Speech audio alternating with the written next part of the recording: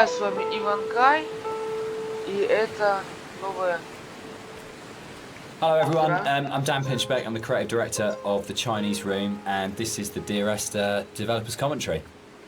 Hi, Что?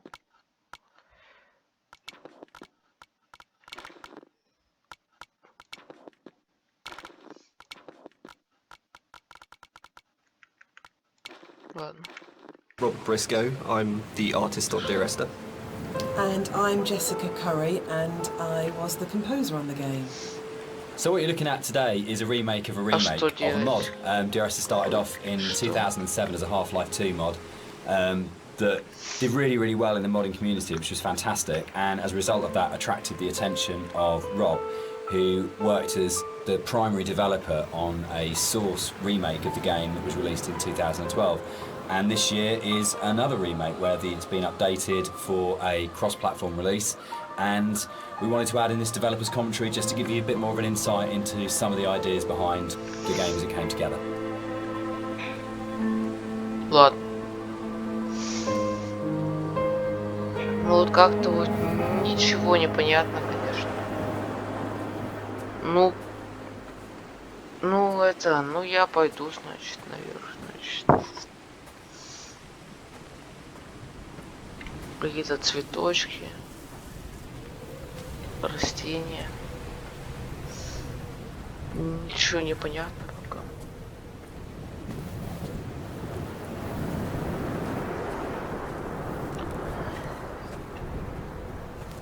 Ну, в целом выглядит норм. О. Авторские какие-то комментарии. Там еще авторские комментарии. Фак. И я падаю.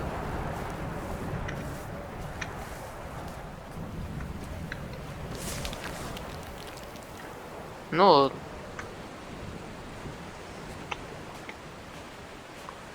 А не пойти бы мне по берегу?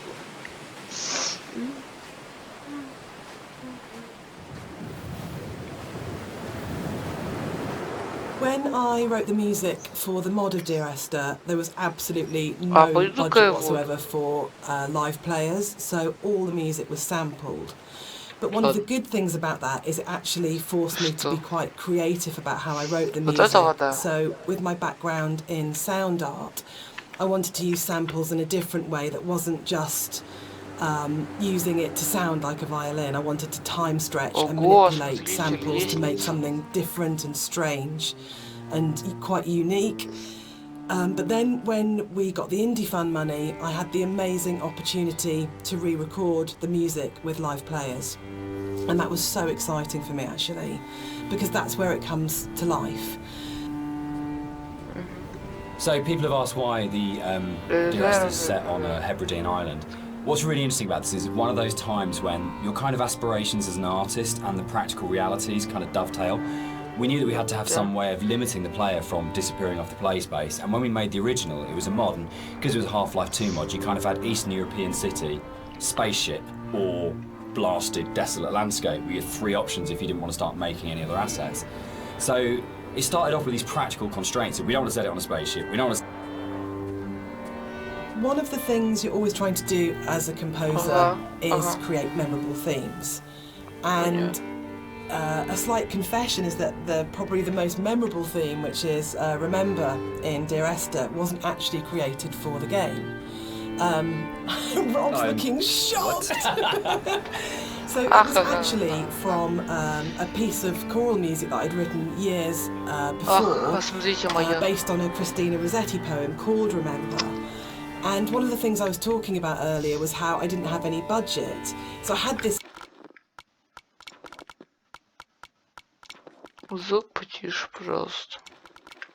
piece of choral music, and I thought, hang on, this is absolutely perfect for Esther. But I don't want to use all of it, so the only bit that you actually get in the game is the first line of the choral piece of music.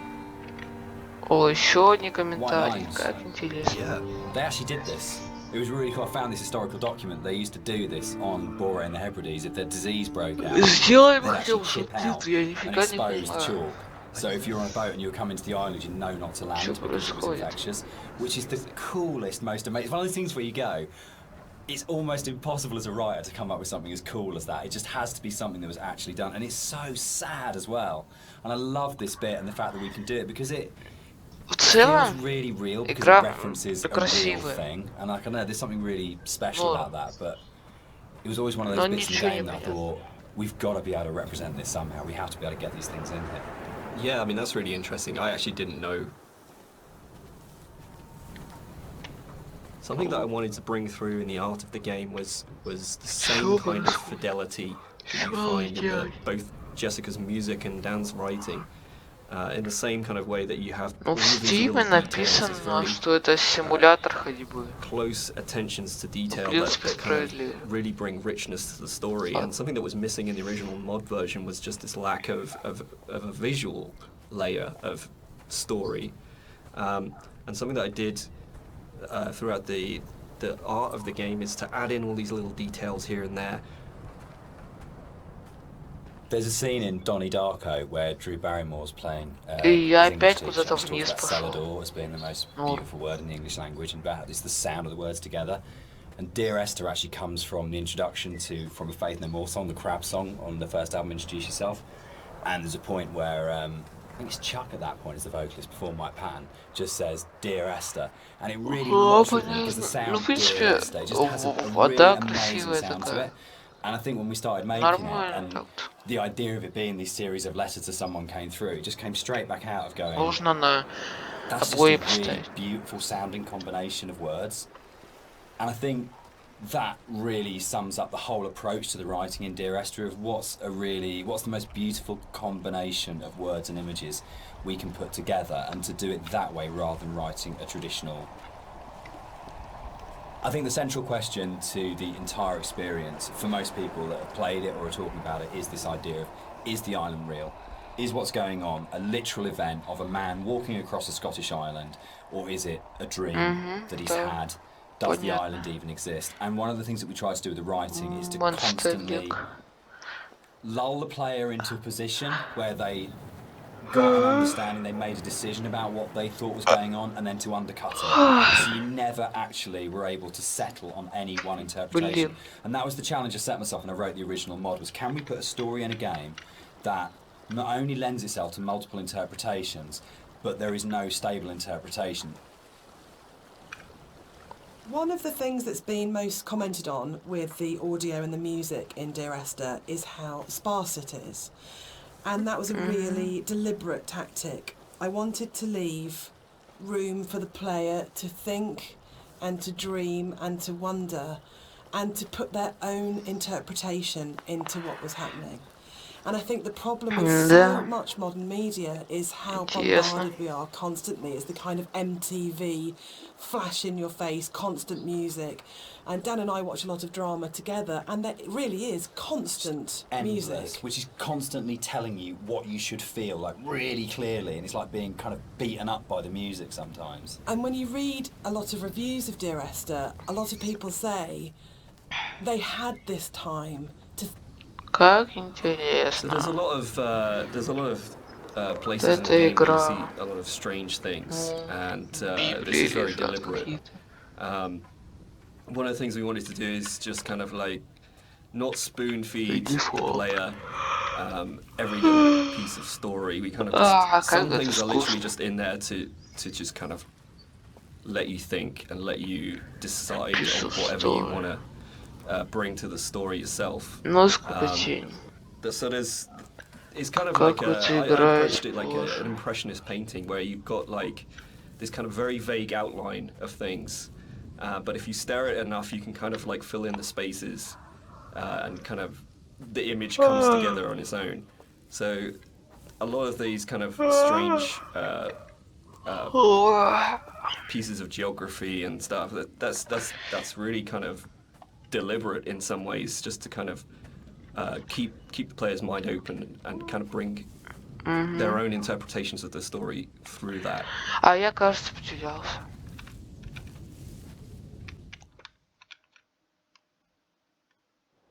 Нет.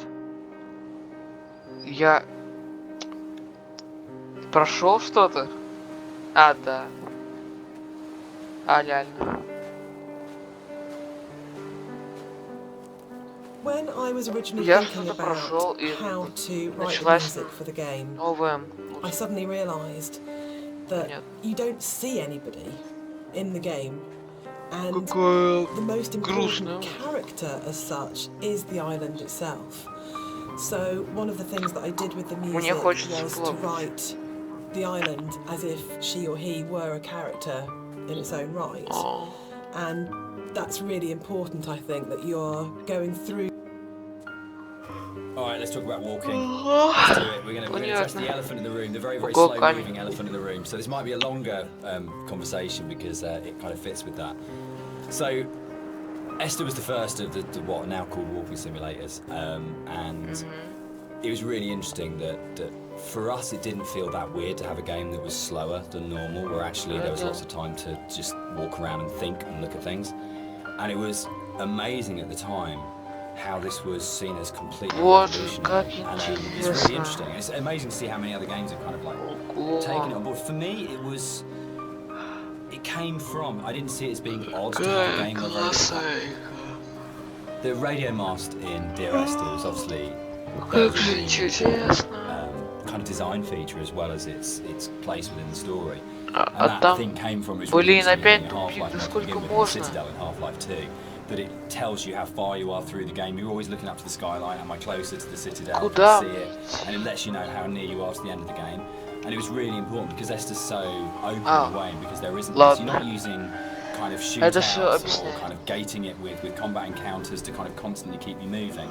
But it was really, really important that you always had that focal point of going, I know exactly from the beginning of the game, virtually right from the start, you know where you're going, you know where the game's going to end up, and you know that sooner or later you're going to be either at the base of that thing or climbing that thing, and it's always there, that red light. And I think particularly with the colour palette of the game, the fact that you've got this very, very, very clear red light that's unlike any of the other colours in the game immediately tells you as a player, this is what the... So something you'll notice as you look around the environment. Как я сюда поднимусь? У меня прыжков нет. You know, from a distance you see the landscape. It's kind of a beautiful place in some ways. But something I wanted to bring to the game was that there's this second layer beneath the surface. Whereas if you look at things closely, you see that the actual island itself is very polluted. It's kind of very rotten.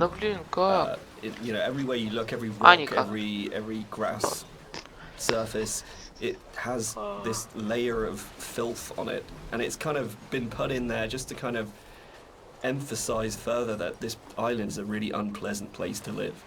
It's like if you scratch the surface, you see like just how corrupt this island is. Да. Полностью согласен. We cast and did all the voice direction for Esther ourselves for the mod, and it was basically Jess and I on a casting website just listening to people's show reels and finding what's the voice of this thing. There was never any question about Nigel. I think we heard his show reel for the first time around. It's probably been listened to sort of 30 or 40 actors, and we started listening to his show reel and just both looked at each other and went, that's it, that's him. And it was amazing when Nigel came in. We had, I think, a day and a half to do the whole thing. And he just did that amazing thing that really, really great actors did. If he just walked in, got in front of the microphone, and more or less did the entire thing in one take. And we did hardly any retakes on anything. It just felt like his instinct for the character in the game was so strong that he just, without virtually any direction, just came in and just got it. And one of the hardest things with the voiceover that we did was when we went from the mod, which had 3 potential narrative units per queue, to 4 potential narrative units per queue. It was not only finding new bits of writing that kind of complemented and played off what was there in the original mod, but for Nigel to come... One of the really important jobs of a composer, I think, is to provide the player or the listener with different emotional tones and states. And up until this point in the game, the music has been very sparse, very intimate, and very isolating in a way. But The island is also a beautiful and magnificent place, and what I wanted to do at this point for the first time in the game is to create something that was really epic. So we go from that shift in scale where it's very intimate and small to suddenly realising that this is an extraordinary and magical place to be, as well as a difficult and quite sad and melancholic place to be. So the string players were instructed at this point to play with much more vibrato. Up until this point they've played in a very sort of Scottish style actually, no vibrato, very plain playing. But this was a really beautiful cue to write actually, because it has that scale. You suddenly realise that the island is really big, and you know, you have this beautiful vista, and the music then shifts so the player can actually just for a moment, I think, enjoy being where they are. Yeah, I think that's it. Can I? Да. Yeah, I was gonna say, this is actually one of my favourite parts of the game. It's just where everything, all the elements kind of come together perfectly. You've got the music, which is just epic, as Jesse said. You've got the landscape, which is kind of like this big open space. Да вы чё так страшно? Inside the bothy, there is a randomised chance you can find an ultrasound picture on the table, and I think it's the one instance of randomisation in the game that is like the pinnacle of it, because the idea that Esther was pregnant. Без рофла. So as you leave the bothy and the seagull takes off, that's the one jump scare in the game, which is kind of interesting, because when we made it, we kind of had to, you know, we kind of called it a ghost story, but there was no intention really. We kind of wanted this dreamy hallucination type thing. But when it came out, people started coming back and saying this game's absolutely terrifying. I was really, really frightened. And that was really amazing. And I think it's because nothing happens. We're so trained. Да что это всё такое? Валяется тут. There's stimulus all the time. But if nothing happens, you're waiting for something to happen. And kind Что of, за I tend to краска go back to again and again the whole sequence of голубая? Dead Space 2 when you go back to the Ishimura, and it's like the best bit of Dead Space 2 because for what feels like hours, but it's probably only about 15 minutes, nothing happens and no necromorph comes at you, and it's absolutely terrifying because it's just this space and just left in it. So I think the kind of the bird here is really interesting because it can actually really, really make you jump. But I don't know if that was part of why people were saying that the game was really scary, but it was a real surprise when people started Да coming back куда я and saying, пошел? this is a frightening game. И я был тут или нет? And I don't know how much of that is to do with the ideas in the game are frightening when you think about them, and how much is to do with just the emptiness and the lack of kind of things in the game make it a really quite stressful or quite frightening place. It was a real surprise, I think, that sort of reaction from a lot of players when we shipped it. А вот там-то я не был. И здесь не был. Какие же удобные комментарии. Quite a lot was the tech limitations at the time. Ого, смотрите, я ускоряюсь. And also the kind of themes of the game. Like tech-wise, we were never ever gonna kind of achieve photorealism. And I think that was a good thing. I mean, really, it made us stretch out into other areas, and for me as an artist, it kind of made me think a little bit more creatively.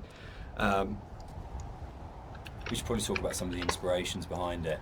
I'm on a strict you don't talk Работает about везде. kind of thing going on here. But when Rob and I started talking, I think one of the first things that we kind of discovered was how much we both В биошоке так можно and телепортироваться I с think that was one of the помощью major things behind движения. in terms of when people talk about game inspirations. I mean, for me, there's a lot of FPS stuff in there, Doom, System Shock, but I think Stalker probably more than anything else, and Roadside Picnic, the Strugatsky novel that Stalker's based on, of the idea of this incredible space that you didn't understand, that's simultaneously beautiful and threatening. And I think Tarkovsky's kind of films kind of play into that as well, particularly his version of Stalker, that you want to have this place that you feel rather than think about. And for me, that was like really kind of core to all of the inspirations for the game, was this is a space that is about. One of the more interesting and challenging things to do in the visual side of things is to kind of create an emotional connection with the player.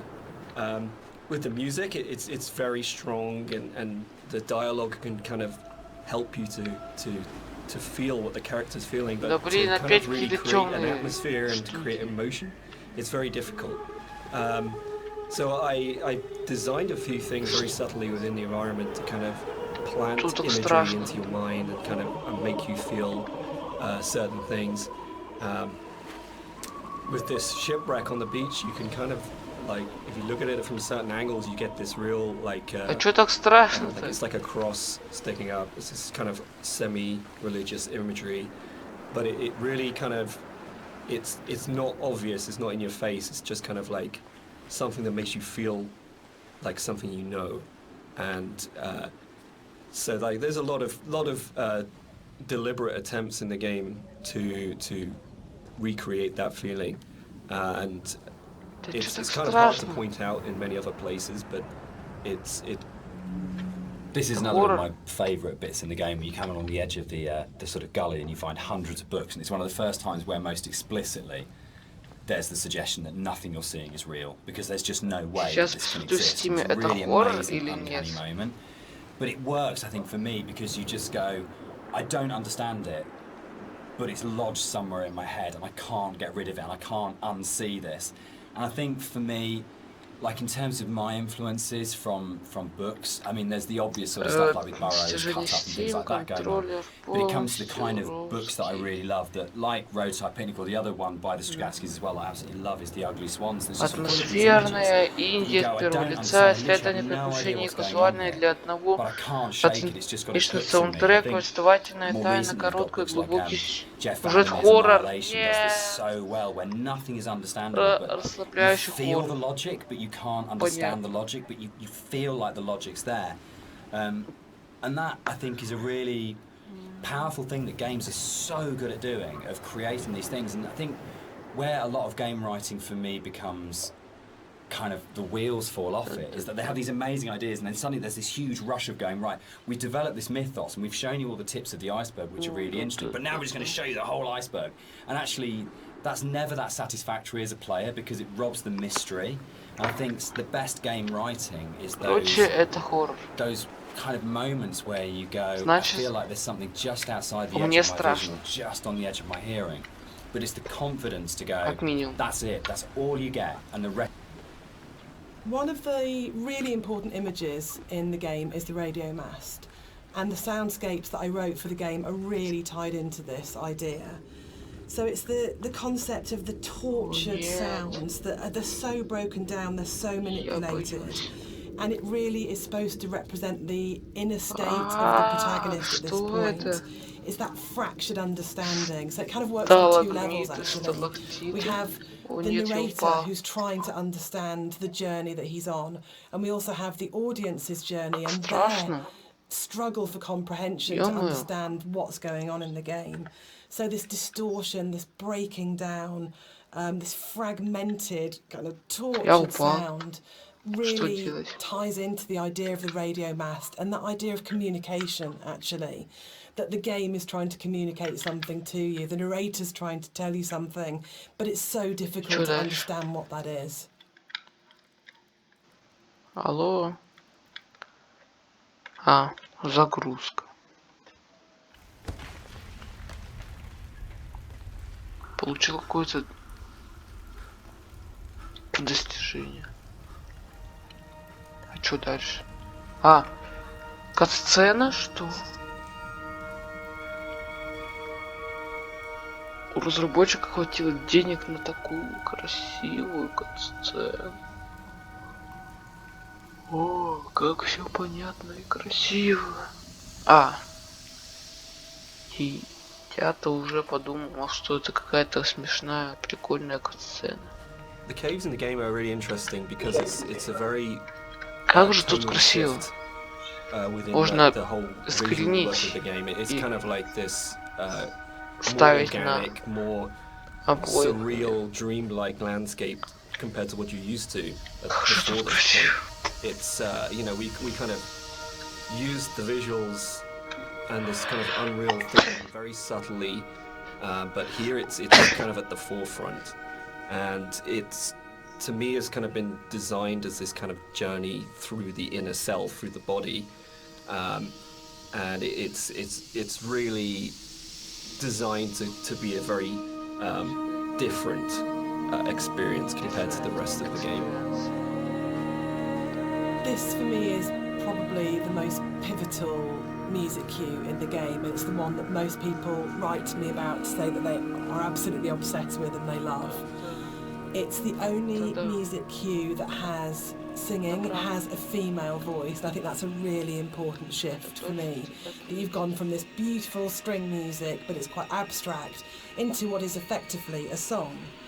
And with lyrics, so you're actually explicitly saying something as a composer at this point.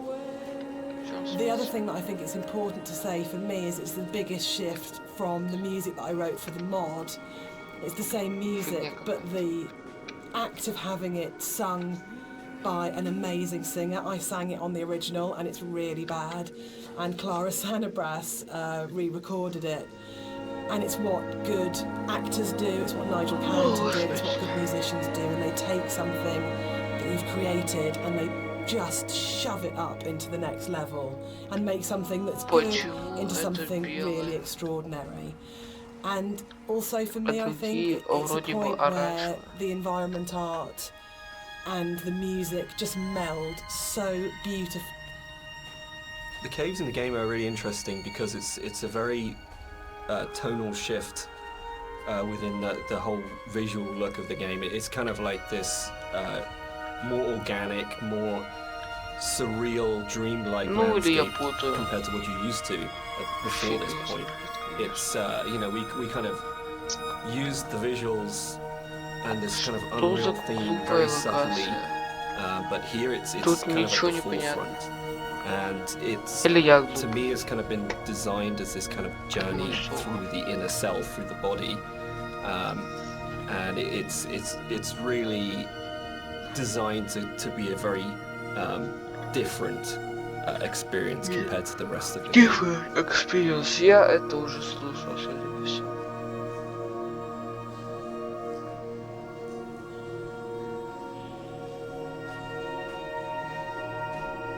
Да, я это уже слушал. Значит, белые это те, которые уже music cue in the game. It's the one that most people write to me about to say that they are absolutely obsessed with and they love. It's the only music cue that has singing, it has a female voice, and I think that's a really important shift for me.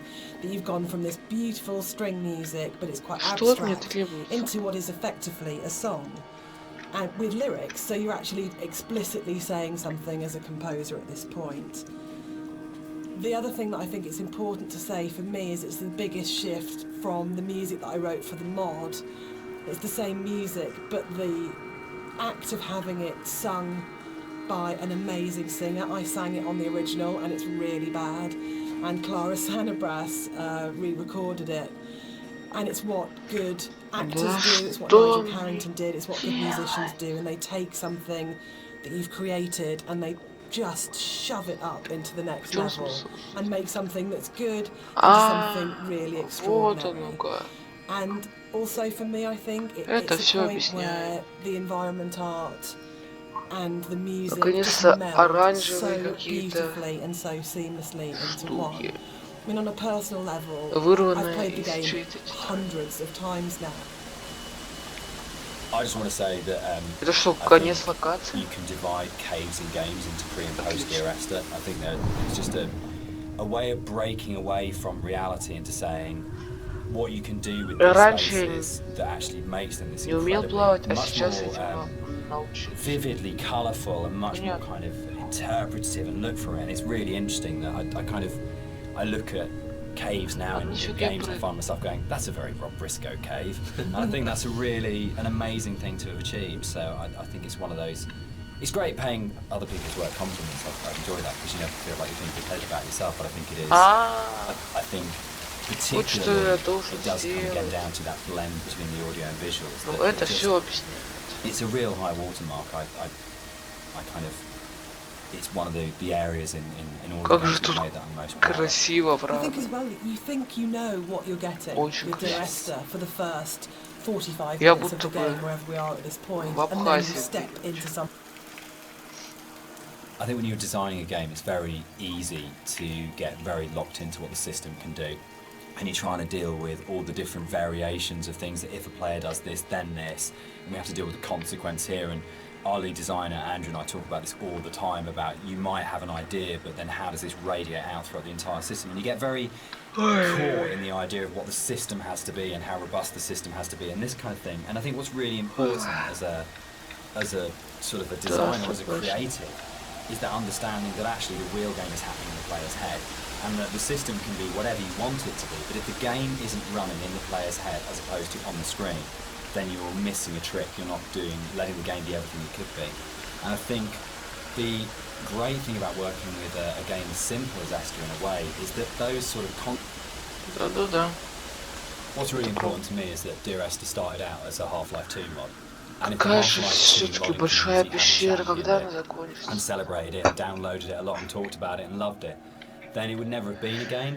So it's never really bothered me the kind of visit game conversation, because as far as I can see it, Dear Esther and like everything that's come after it has been inspired by it. This was championed by. Dear Esther was my first foray into writing music for games, Почему and I не actually может approached it very включить traditionally, so фонарик more при as a film нажатии score на than a traditional interactive game music score. And what's really interesting for me is that the lack of interactivity in the music was never a problem for anybody that played the game. And that's a separate discussion, but there's a big schism between game music composers of how much the music should be following the player at all times in terms of interactive music. But one of the reasons I wanted to say something at this Это будто бы какая-то часть The Elder Scrolls first came into things with Esther, really. But it felt like a really amazing metaphor of taking these letters and folding them into boats and then letting them leave the island, because you kind of, you know, at this point in the game is kind of the realization is there that this isn't going to end well, and that the narrator is never leaving the island, and the idea that this kind of, again, the idea of communication. In a lot of ways, the caves were the hardest area of the game to actually write, because we knew we didn't want to have much voiceover in there. I think because of the strength of the music, and this goes right back to the original mod, we wanted that to be the voice and for it to be a chance for Esther to speak rather than the narrator. And we also wanted to have this break, so when the narrator came out from the caves, you had a real definite sense of something that he had changed as a result of this journey. So it meant really felt wrong to have a lot of voiceover within there, but then that made it really difficult, because then it was, you had like... The sound here is a classic case of, again, what music I think does really well, which is you have this soft, lyrical, beautiful, epic, dreamlike music, and then the moment you come out of the caves, you're into this really harsh soundscape, and the tonal shift is very, very brutal, I think, and deliberately so. You have very little music when you come out of the caves, you hear the wind. This whole area moved, didn't it? The original mod, this was a cave right at the beginning of the caves where everything was written, and it moved to the back end of the level, and we had this long corridor that's full of these kind of... The real, it's the point of high madness, I think, in the game, isn't it? Yeah, it's where you feel like you're losing the plot completely, both, like, visually and auditory, and you know, it's kind of like this really frenetic moment. I think it's where you feel most that you're underneath a mountain, and you feel the weight of that mountain, and just the... I loved the idea when we were, you know, putting through it of what would it actually take to do this, like to actually paint all these symbols and what is going on, and it really, it's quite an explicit kind of thing of madness of going, you would have to be insane or very, very disturbed to actually do this, and what is the process that this person's trying to work through, what they trying to achieve by this. And I think it really strengthened it, making it a crawl through a tunnel as opposed to just a static location. Yeah, I think it's the consistency and the coherence of the symbols is a lot more broken down as well. Like, you see some symbols before like scattered around the environments, but at this point they're like right in your face, and they're kind of just, it's just total madness, you know. Any kind of meanings have been crossed over and confused, and you know, I think it really helps to bring the tension up at this point of the level as well. So you're kind of coming out of this dreamlike state a little bit. Yeah, you're getting towards the end of the serenity into something that's a bit more disturbing.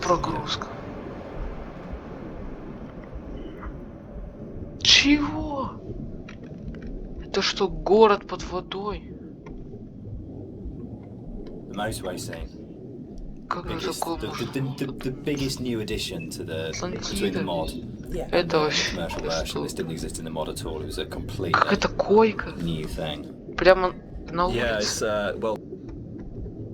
под водой. So the admission really is that I Что? did play fast and loose with the geography Что of the курил M5. There isn't actually a lot of разработчик services just этой outside the игры? junction of Sanford. But we As also has been know, pointed out as to has you. players, Город под I mean, водой. what a thing is that if you make something that's based vaguely on somewhere in real life, in terms of a compliment, when you're getting emails from players going, there isn't a welcome break there, and people really try to Как work out where it передвигаться is, в whole городе? threads about where on the M5 it is. That's just the most amazing feeling. Почему But I think герой what I really столько love about вдыхает, what I think что works он really, really столько well находится под in водой? Esther, and again, it's something that I think is really carried forward to our other games, is that a И lot of при the time we're этом, not dealing with kind судя of по like всему, big, glamorous, amazing, epic places. плохо It's a плавает. sort of like a ratty little island in the Hebrides. It's someone who lived in Wolverhampton. It's just Что outside за a бред? service station on a stretch of the M5, and I think Это город, в that котором ничего не that's what's going происходит. on. Gives it a realness as well, particularly when you sort of put it against the surrealness of the caves. Actually, you're kind of going, this is really surreal and this is really, really dreamlike. But actually, I'm talking about, you know, a car accident just outside a little shack. Какие And it kind красивые of that playing off столбы. those two things against each other. It's like making the ordinary extraordinary. Absolutely, yeah. О, да. Какой интересный геймплей. Надо просто плавать со скоростью улитки.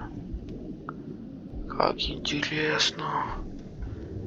Спасибо за такую хорошую игру. Разработчик.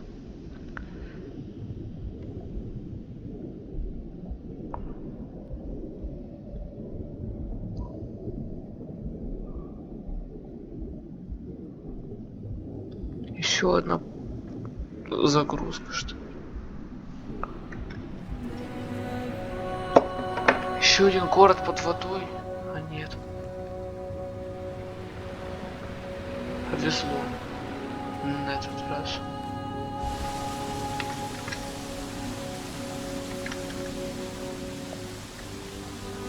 This scene for me is like really, really iconic because it kind of brings this idea of the caves being an inward journey through the Че он body такой медленный? together. It's really kind of like a symbol of rebirth, and it actually brings together a lot of the visual goals that I wanted to achieve with a lot of the symbolism in the game. Like I've talked a little bit about how the environment was kind of designed to provoke emotions and kind of Что это the такое? impressionistic style gives you just enough information to make you think of things and Это feel things. какое-то странное But this is освещение. probably like the antithesis of this. Очень странно. And the whole feeling of rebirth here is quite strong. I know Jess. Yeah, the music's really supporting that. Yeah, Because we've it's- gone, she sings always, always throughout, you know, we've got always, always. Куда я And then пришел? she sings never, and in a moment of это absolute такое? soaring, it's the climax As of the you music. come out of the water and the music kind of swells and you just Как? kind of it is. У меня что-то вот остановилось видео, значит, всем спасибо за просмотр, всем пока. Congratulations. Are you an idiot? Congratulations. Congratulations. Congratulations. Congratulations.